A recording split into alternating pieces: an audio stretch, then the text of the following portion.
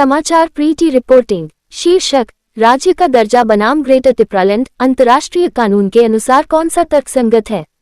शुभ संध्या, मैं हूं प्रीति और आप सुन रहे हैं टिप्रासा क्यूबुई न्यूज।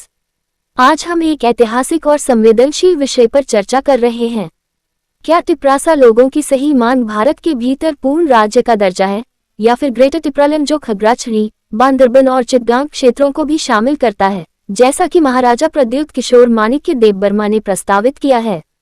पृष्ठभूमि: हाल के वर्षों में टिप्रासा नेताओं ने आत्मनिर्णय के दो प्रमुख स्वर उठाए हैं।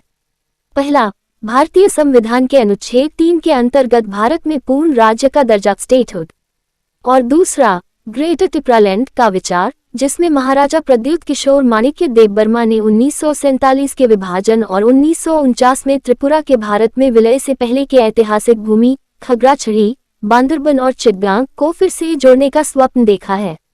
अंतर्राष्ट्रीय कानून के अनुसार संयुक्त राष्ट्र चार्टर (UN चार्टर) और international covenant on civil and political rights के अनुसार प्रत्येक आदिवासी समुदाय को आत्मनिर्णय का अधिकार है, ताकि वे अपनी पहचान, संस्कृति और भूमि को संरक्षित रख सकें।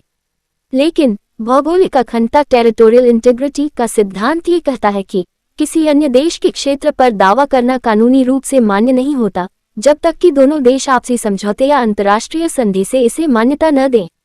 तर्कसंगत और व्यवहारिक समाधान: इसलिए अंतर्राष्ट्रीय और संवैधानिक कानून के तहत टिप्रासा लोगों के हित में सबसे उचित और वैध रास्ता है। उंगली से दाहिनी ओर इशारा: भारत के भीतर पूर्ण राज्य का दर्जा प्राप्त करना। उंगली से दाहिनी ओर इशारा: TTAADC को संवैधानिक संरक्षण प्रदान करना। उंगली से दाहिनी ओर इशारा और आर्थिक, शैक्षणिक व सांस्कृतिक स्वायत्तता सुनिश्चित करना।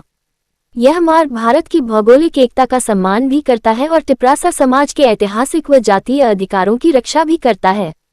अवेंचुअल ग्रेटर टिप्रालैंड का सपना हमारे खोए हुए गौरव की वेदना को दर्शाता है, परंतु वास्तविक और कानूनी विजय टिप्रासा के लिए तभी संभव है जब वे भारत के भीतर राज्य का दर्जा और मजबूत आत्मशासन